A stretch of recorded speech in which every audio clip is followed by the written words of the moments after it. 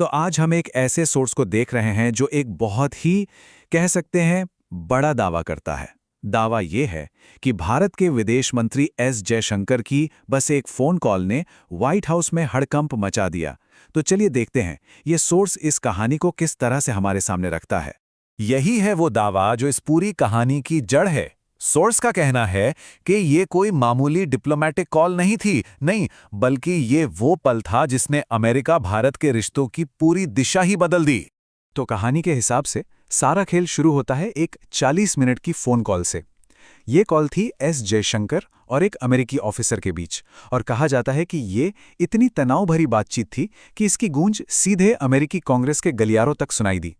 तो सवाल ये उठता है कि आखिर उस कॉल में कहा क्या गया था। ऐसा क्या था उसमें कि इस सोर्स के मुताबिक उसने अमेरिका भारत की पूरी ट्रेड बातचीत का रुख ही मोड़ दिया। चलिए इसी को थोड़ा और करीब से देखते हैं। अब देखिए, इस कॉल के पीछे की वजह को समझने के लिए हमें उस वक्त की अमेरिकी ट्रेड पॉलिसीज पर नजर डालनी होगी। सोर्स का तर्क है कि ये कॉल कोई डिफेंसिव मूव नहीं था, नहीं, ये तो एक काउंटर अटैक था।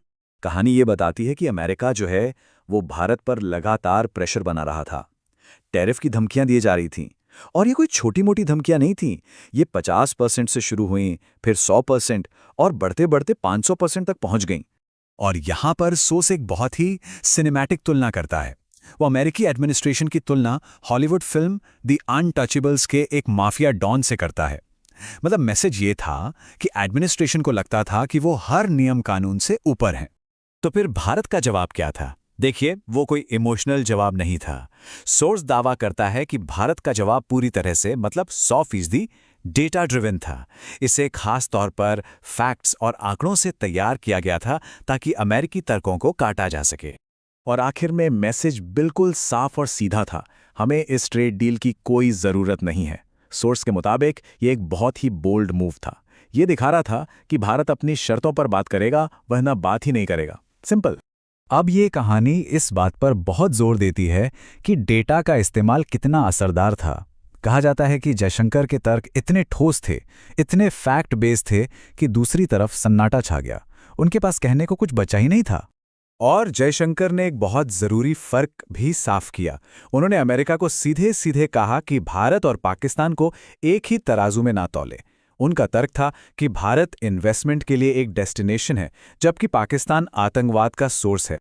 और यहीं से हमें सोर्स के मेन पॉइंट पर आते हैं कि भारत के पास अमेरिका के ऊपर एक ज़बरदस्त इकोनॉमिक लेवरेज है। चलिए देखते हैं कि ये कहानी इस दावे को सपोर्ट करने के लिए क्या सबूत देती है। सोर्स के मुताबिक जयशंकर ने एक सीधी सपाट चेतावनी दी, अगर भारत के साथ ट्रेड रुका तो अमेरिका के सुपरमार्केट्स की शेल्फ्स खाली हो जाएंगी। ये अमेरिकी कंज्यूमर्स के लिए एक बहुत बड़ी और सीधी चेतावनी थी। अब इस लेवरेज को दिखाने के लिए सोर्स कुछ बड़ी अमेरिकी कंपनियों के इन्वेस्टमेंट गिनाता है जो भारत में हुए हैं। सबसे पहले है माइक्रोसॉफ्ट, जिसका प्लान था $20 बिलियन इन्वेस्ट करने का। उसके बाद नाम आता है अमेज़न का, जिसका प्लान तो और भी बड़ा था, पूरे $35 बिलियन का इन्वेस्टमेंट भारतीय बाजार में। और फिर सैमसंग भी है, एक और ग्लोबल टेक जायंट जो भारत में $15 बिलियन इन्वेस्ट करने की तैयारी में था। तो अगर इन सबको जोड़कर देखें तो ये अरबों खरबों डॉलर का इन्वेस्टमेंट बनता है।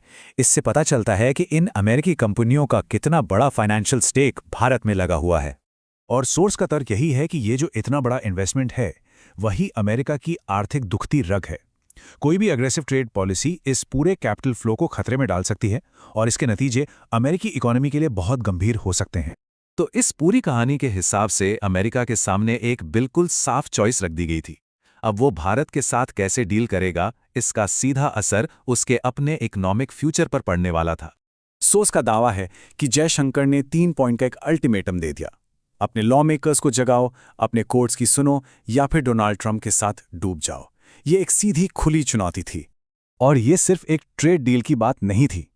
कहानी का तर्क यह है कि अगर अमेरिका नहीं बदलता तो उसे बढ़ती महंगाई और दुनिया भर में टूटते रिश्तों का सामना करना पड़ता। मतलब वो आर्थिक तौर पर बिल्कुल अकेला पड़ सकता था। और आखिर में ये सोर्स हमें इसी एक सवाल के साथ छोड़ जाता है कि अमेरिका आखिर कौन सा रास्ता चुनेगा। ये एक ऐसा सवाल है जिसके मायने आज भी अमेरिका भारत के रिश्तों के लिए बहुत गहरे हैं।